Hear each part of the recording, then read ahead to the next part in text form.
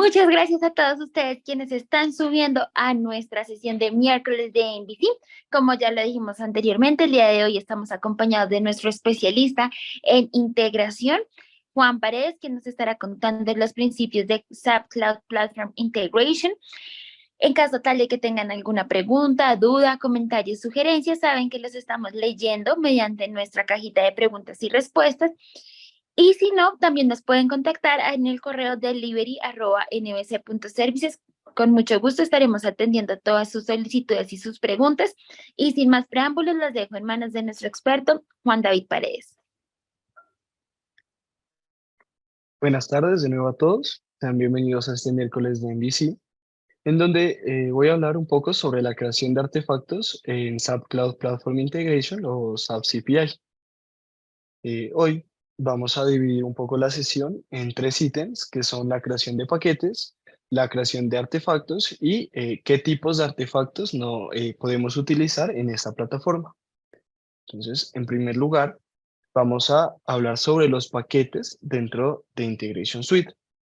Estos, diferentes a los preempaquetizados que nos ofrece SAP por default, nos van a permitir dar soluciones a algunos de nuestros problemas empresariales más específicos, en donde vamos a poder configurar distintas fuentes de información, distintos tratamientos, como lo pueden ser mapeos, como lo puede ser creación de nuevas variables y análisis de información. Además, esto lo vamos a poder entregar a diferentes endpoints según sean nuestras necesidades. Entonces, a diferencia de los preempaquetizados, como ya dije, que tenemos usualmente, pues aquí vamos a poder realizar acciones un poco más específicas.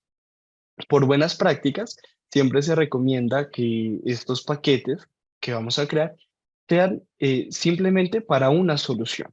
En este vamos a poder crear diferentes artefactos, como lo pueden ser los mapeos, que ya los vamos a ir viendo posteriormente, scripts, que son algoritmos, también lo vamos a explicar, y los flujos de integración como tal. Esto nos va a permitir tener distintas acciones, distintos archivos, en los que, de los cuales se va a componer todo nuestro programa de solución. ¿Por qué se realiza esto por buenas prácticas? Y es que uno de los puntos más importantes es el mantenimiento, ya que puede ser que el consultor o el experto que esté realizando este proyecto no sea el mismo que le haga algún mantenimiento o una mejora en algún tiempo posterior a la creación. Entonces, por organización y por todo esto, es mucho mejor crear paquetes por cada tipo de solución. Por otro lado, también en caso de que yo necesite copiar todo el paquete con esta solución de artefactos, pues yo lo voy a poder exportar como de manera más simple para pasarlo a otro sistema en tal caso de, por ejemplo, una migración. Entonces, para explicar un poco mejor este aspecto, lo vamos a hacer dentro de nuestra plataforma de Integration Suite. Como ya lo hemos visto en diferentes miércoles de MVC, nosotros contamos con diferentes secciones. Para explicar un poco mejor esta, nos vamos a ir a la parte de diseño o design y en ella vamos a entrar a integraciones. Aquí es donde nosotros vamos a tener todos los paquetes que vayamos creando para nuestras soluciones.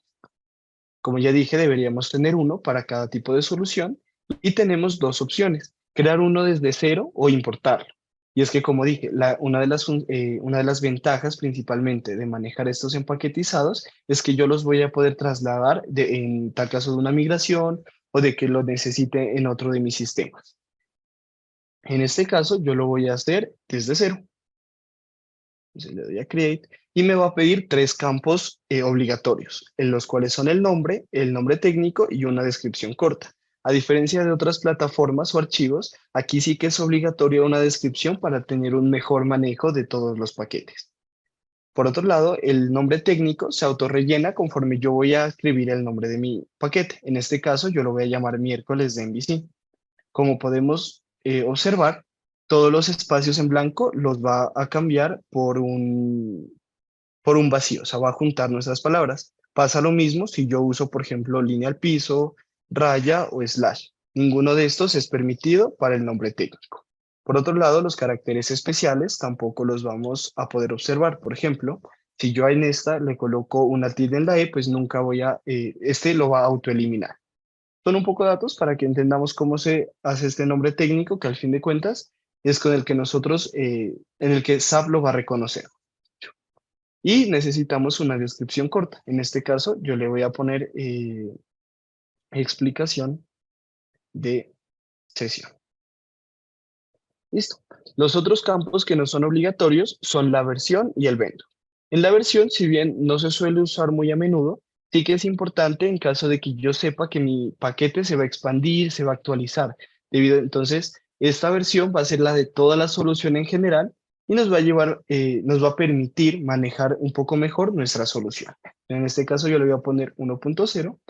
Y el vendor es donde nosotros vamos a poner cuáles son las entidades que se van a utilizar dentro de toda mi solución. Si bien no es obligatoria, puede servirnos mucho para un mejor manejo de, de nuestro paquete. Entonces, aquí yo podría poner success factors, por ejemplo. Puedo poner fuentes de información, puedo poner endpoints y cualquier API, cualquier aplicación de terceros o de SAP que yo vaya a incluir en mi solución y es como para darle un poco más de organización. En este momento yo ya tengo todos los datos y voy a guardar mi paquete. Dentro de mi paquete yo ya tengo la posibilidad de crear algunos tipos de artefactos que me permite CPI. Se puede realizar la adición individual o también la migración de distintos artefactos mediante ese procedimiento. Para explicarlo un poco mejor, yo lo voy a hacer paso a paso con cada una de las opciones que nos brinda. En este caso, vamos a comenzar por lo que es el value mapping. Entonces, el value mapping como tal, lo que nos va a servir es para realizar una transformación de información. Va a haber casos específicos en el que yo consulte datos y estos vengan codificados y yo lo necesito tal vez transferir a otra información, ya sea para mi base de datos, para una aplicación de terceros o para una interfaz, por ejemplo, de una aplicación. Entonces, la manera más eficiente de realizar este tratamiento es un value mapping. Un ejemplo puede ser que yo esté llamando información de success factors, por ejemplo, la de género. En este caso de todos los empleados me llegaría si una F, por ejemplo, si es mujer, una H, una M si es hombre y por ejemplo una O si es otro. Entonces yo necesito que esta, que este mapeo se realice directamente. Para esto sirve nuestro value mapping. Entonces, vamos a crearlo y tengo dos opciones, ya sea haciendo una carga de este o creándolo desde cero. En todos los casos que que yo quiera cargar artefactos, lo que necesito es un archivo de .zip o, sí, un archivo .zip. Es la única manera. Entonces yo para la explicación los voy a crear todos desde cero. En este caso solo tenemos dos campos obligatorios, el nombre y el ID. El ID se rellena automáticamente junto al nombre. Entonces yo le voy a poner prueba de value mapping. Listo. Él va a transformar los espacios en rayas al piso. Va a requerir una descripción y una fuente y destino. ¿Qué pasa? Realmente esta fuente y destino no son mandatorias. Es decir, yo las puedo no colocar y no va a afectar en nada al funcionamiento de mi artefacto. Ya les explicaré por qué. Una vez yo ya haya creado el value mapping, voy a ingresar a él. Y en primer lugar, para realizar cualquier configuración dentro de él, voy a tener que habilitarlo dándole edit. Esto nos va a permitir hacer guardados normales o también guardarlos como versiones. En caso de expansiones de mapeos, por ejemplo, como dije antes, tendríamos el de hombre, mujer y otro, pero necesitamos que agregar un campo que sea sin especificar, por ejemplo, o cualquier otro campo. Esto nos va a servir como guardar como versión para llevar un registro de cómo se han venido trabajando estos mapeos. Aquí, para añadir cuáles son estas conversiones, le tenemos que dar a añadir. Bueno, esto para hacerlo a mano. Es muy importante porque vamos a tener que rellenar los dos agency, que son las plataformas como tal, y los identificadores. Si bien los identificadores podrían ser los mismos, estos agency no. Entonces, por ejemplo, yo le pongo aquí success factors y aquí le voy a poner fuente. fuente, o destino más bien, en este caso, destino.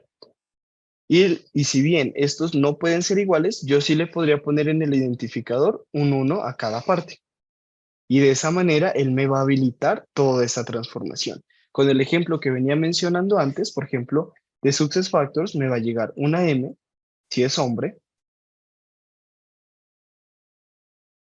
una F si es mujer y una O si es otro. Ay, perdón. Y una O si es otro. De esa manera yo, cada vez que me llegue toda la información de cientos, miles de empleados, esto se va a realizar de manera automática cuando yo lo use en un message mapping o en cualquier otro artefacto, como lo puede ser un flujo de integración. De otra manera, yo también puedo exportar toda esta lista porque puede que tenga cientos de equivalencias, como es este caso que les voy a indicar. Entonces yo necesito borrar y vamos a importar. Para importar yo necesito un archivo .csv o lo que es lo mismo, un Excel, pero de datos separados por comas. Entonces yo tengo este que es de códigos de países y los transformo a códigos numéricos. Uno de los aspectos más importantes de este proceso, de este artefacto, es que esto se puede realizar de manera bidireccional, tanto de Success a Microbati como de Microbati a Success. Entonces esto me va a permitir mayor dinamismo en el tratamiento de mi información y a la hora de consultar y entregar datos. El aspecto más importante a guardar aquí también es cuáles son los agency y cuáles son los identifier. Como podemos ver en este caso es nacionalidad y como ya dije pueden ser iguales. Entonces estos son los valores que nos van a pedir otros artefactos para saber a cuál value mapping estamos apuntando. Voy a volver atrás y vamos a seguir con otro tipo de artefacto. En este caso tenemos una API OData. Estas API, su funcionalidad principal es al estilo de un endpoint. Va a ser el punto en el que nosotros vamos a solicitar cierta información y lo que va a hacer OData es recopilar. Un ejemplo puede ser que en una aplicación de terceros yo necesite información de diferentes portlets de SuccessFactors, tales como puede ser información personal, en donde yo necesite su nombre, su apellido, su género, y por otro lado también necesite información sobre su puesto de trabajo. Puede ser la posición y el comienzo del contrato, por ejemplo. Entonces, para tener un proceso más eficiente, yo voy a usar una API OData que ella va a consultar toda esta información y me la va a juntar y me la puede entregar a un punto. Esto tiene que ser con un mensaje de esta aplicación de terceros. Por ejemplo, la aplicación de terceros necesita esta información que acabo de mencionar del empleado con un identificador 1234.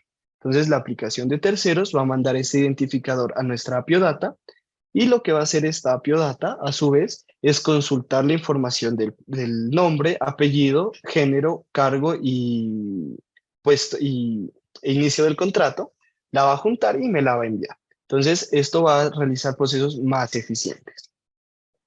Si bien la más usada es la OData, eh, Integration Suite me brinda también otras posibilidades, como lo son la SOAP API y la REST API. Realmente estas tres tienen la misma funcionalidad que acabo de mencionar y la única diferencia que hay entre sí es cuál es la comunicación que va a haber entre mi aplicación de terceros o la tercera aplicación y mi API como tal. Entonces, por ejemplo, esto se explica un poco mejor ya abriendo un documento de estos. Para crear cualquiera de estas APIs, vamos a tener tres opciones. Crearla mediante un asistente, que la verdad no vamos a hacerlo por ahí, porque es un paso a paso. En cambio, este es totalmente en blanco, usando un template y también realizando una carga. Como ya dije, todas las cargas se realizan mediante archivos .zip comprimidos. Entonces, en este, yo lo que voy a poner es el nombre y el identificador se va a autorrellenar y aumentarle un raya al piso SAP, raya al piso 1. Entonces, le voy a poner prueba. No permite espacios, pues, también hay que aclararlo. Raya al piso, sí. Prueba API. Entonces, como podemos ver también, cada artefacto tiene sus propias particularidades a la hora de crearlo y configurarlo. Esto es muy importante. El producto no es configurable, es predeterminado y la descripción es opcional. Entonces vamos a crear nuestra API y vamos a ingresar. Esto es muy parecido a un flujo de integración. Sin embargo, no va a tener todas las funcionalidades en general. Qué pena. Todas las funcionalidades en general. Sino que simplemente se va a limitar a hacer este procedimiento de consumo como un endpoint.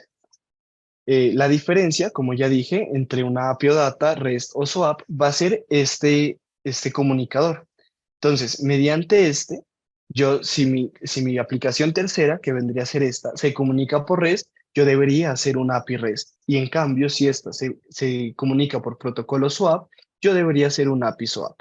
Del resto, todo el procedimiento realmente es el mismo. Se usa un handle request con el fin de ir acumulando todas esas peticiones que realizamos desde la aplicación de terceros e irlas solucionando según el orden de llegada. Para editar y configurarla, debemos habilitarlo con el botón de Edit y también nos va a permitir realizar guardados simples y guardado como versiones para realizar posibles actualizaciones. Ahora vamos a pasar a lo que es un message mapping. Esto es un poco parecido a lo que habíamos explicado del value mapping, pero con la principal diferencia de que esta es un poco más compleja, en donde yo voy a poder asociar distintos valores a un estado o a un campo para enviarlo a mi punto de destino. Para que quede un poco más claro, también lo vamos a crear. Entonces nos vamos a ir a añadir un message mapping y aquí tenemos tres opciones de creación. Como ya dije, la carga por archivos .zip y el ES repository, que realmente no está totalmente habilitado, es una nueva actualización y no se está usando como tal en este momento. Entonces lo vamos a hacer en blanco. Vamos a poner prueba, message mapping. Y él me va a autocompletar los espacios en blancos con rayas al piso. Lo vamos a crear y vamos a ingresar. Listo. Esta es nuestra interfaz de configuración para un message mapping. Y principalmente nosotros vamos a tener que añadir archivos .wsdl con el fin de que sean como el esqueleto de esta información. Entonces, en este caso, como todos, vamos a necesitar habilitar la configuración con edit y vamos a añadir un archivo WSDL. En este caso tenemos uno de prueba, en donde yo tengo tanto una fuente como un response. Entonces voy a poner este. Y como podemos ver en la parte izquierda, se van a guardar todos los esquemas que nosotros subamos para poder reutilizarse. En caso de que yo lo borre, por ejemplo aquí, miren, vamos a tener un error porque yo ya lo estaba usando como fuente. Entonces tenemos que tener cuidado en borrar este tipo de archivos. Lo voy a volver a subir. Voy a utilizar la fuente. Y como podemos saber también, otra persona que ingresa a Integration Suite lo puede descargar con el fin de usarlo en otro artefacto o en otra solución o en otro paquete. Asimismo, como usamos uno para la fuente, necesitamos uno para el destino. Entonces vamos a usar el mismo, pero el de respuesta. Yo aquí ya tengo los dos esqueletos. Estos que aparecen en rojo no quiere decir que hay un error como tal, sino que son campos obligatorios. Dentro del esqueleto del WSDL, pues me está diciendo que estos campos tienen que tener sí o sí, no pueden estar vacíos. Entonces, para ello, posiblemente hayan otros que aparezcan en blanco, que al no ser obligatorios, pues no nos van a generar ningún problema. Para yo asociar estas variables, simplemente se lo hace arrastrando. Yo le puedo añadir más de una variable, por ejemplo, a, una, a un campo de respuesta. La configuración se realiza en la parte de abajo, como podemos ver, Y yo aquí voy a tener diferentes funcionalidades, tanto aritméticas, booleanas, de constante, estadísticas, de texto, de fechas y conversiones. Bueno, un sinfín de funciones que me van a ayudar a realizar correctamente este tratamiento de información. En este caso, yo voy a concatenar estas dos variables, por ejemplo, de esta manera. Entonces, le voy a asignar como tal a estado la unión de la variable 1 y la variable 2. Y tenemos distintas funcionalidades. En este caso, ¿cómo quiero yo que se separen? Si, por ejemplo, después de la variable data, voy a necesitar que haya un espacio entre esta y cos.tl, o una coma, por ejemplo, un punto, bueno, etcétera, según las necesidades que yo tenga. Y el resultado se lo voy a asignar ya a la variable de estado, que es la de respuesta. ¿Qué pasa? Que yo también aquí puedo hacer distintas cosas. Por ejemplo, si le asigno esta observación, yo aquí voy a poder utilizar el value mapping que creé anteriormente. Yo puedo agregar un value mapping. ¿Qué pasa? Que para configurar este tipo de value mapping, como ya dije, necesitábamos saber cuáles eran los agency y cuáles eran los identifiers. Además, si bien estos value mapping, como dije antes, son bidireccionales, aquí sí debemos definir de qué parte se va a realizar la configuración. Por ejemplo, como había dicho el ejemplo de hombres de género. Entonces, si va a ser de subses a la fuente, va a ser de H a, perdón, de M a hombre y de F a mujer. Pero si en cambio yo digo que va a ser de la fuente a subses, va a ser que hombre pase a que hombre pasa a M y mujer pasa a F. Entonces, por eso es importante determinar correctamente cuáles son estos agentes e identificadores. Ahora vamos a pasar por último a una script collection. Este es el último artefacto que nos va a servir al final para los flujos de integración. Un script collection como tal es un algoritmo que puede ser tipo Java o tipo Groovy. Este realmente no se suele usar muy a menudo porque no es normal que en un mismo flujo de integración se use varias veces uno de estos códigos. Pero sin embargo, TPI nos da la posibilidad de realizar. Entonces, para crearlo, nosotros añadimos un script collection. Se puede, como ya dije, cargar por .zip, pero lo vamos a crear en blanco. Y aquí le vamos a poner prueba script. Lo vamos a generar y vamos a entrar a nuestro artefacto. Aquí es donde nosotros vamos a poder realizar todos nuestros códigos. Para habilitar la configuración debemos aplicarle edit y aquí vamos a poder tanto crear un archivo de Groovy o JavaScript en blanco o cargarlo. Yo en este momento no tengo un archivo, pero esta parte es para algoritmos. Solo soporta estos dos tipos de formatos que son Java y Groovy porque son los que se pueden usar en el flujo de integración. Finalmente, ya tenemos el artefacto que es como el más importante y el más grande entre todos, que es el flujo de integración. ¿Por qué el más grande e importante? ¿No? Porque aquí es donde yo voy a poder usar cualquiera de los anteriores artefactos que yo he venido comentando anteriormente. Entonces, como el punto final en donde yo ya voy a poder realizar como tal mi solución.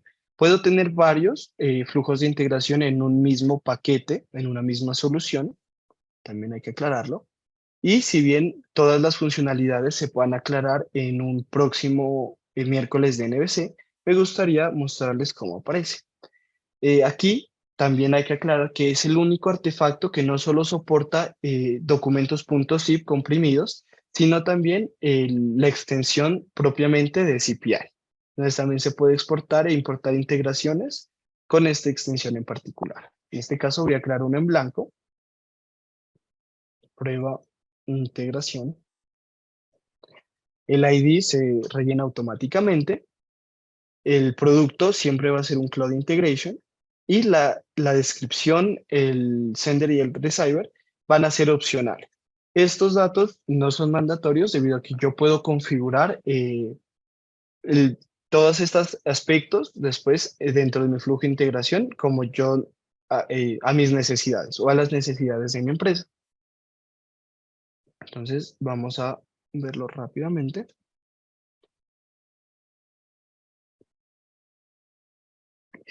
Entonces tenemos lo que es un flujo de integración. Como todos los artefactos, para poder configurarlos debemos habilitarlo con Edit y vamos a poder igual hacer guardados normales y guardados como versión. Entonces, estos tienen distintas partes. Aquí en el panel superior nos vamos a encontrar con todas las herramientas que nos brinda CPI, ya sean los procesos, los eventos, los mapeos. Por ejemplo, aquí podemos usar el message mapping que hicimos anteriormente. Por otro lado, tenemos las figuras de flujo, que son el sender, el receiver y como tal, el integration process, que es donde se va a hacer todo ese tratamiento de información que vayamos a necesitar en nuestra solución. Y por último, la sección de configuración. Por ejemplo, aquí si yo necesito configurar este como tipo o data, yo voy a poder configurar todo lo que es las autorizaciones, la dirección, el adaptador y como ya dije, la autorización. Entonces, todo ese tipo de configuraciones se hacen en el panel desplegable que hay aquí abajo. Todas estas funcionalidades las vamos a revisar en próximas sesiones de miércoles de MVC. Entonces, espero que esta sesión haya sido totalmente de su agrado y espero que también tengan un buen día. Gracias por acompañarnos hoy. Muchísimas gracias a ti, Juan, por tu tiempo y por compartir todo ese conocimiento con nosotros. A todos los asistentes y participantes de este espacio, les agradecemos nuevamente. Los invitamos a que sigan participando porque saben que cada miércoles estaremos hablando de un tema diferente y de un módulo diferente. Así que los animamos a que sigan compartiendo con nosotros y que todas estas sesiones sean de aprovecho para cada uno de ustedes. Todo ese contenido que acabamos de ver lo pueden consultar en nuestra página web y en nuestro canal de YouTube. Adicionalmente, si tienen dudas, preguntas, comentarios, necesitan asesoría mucho más personalizada, no duden en escribirnos a través de nuestro correo delivery@nbc.services. Muchas gracias nuevamente a todos y nos vemos en el siguiente miércoles de NBC.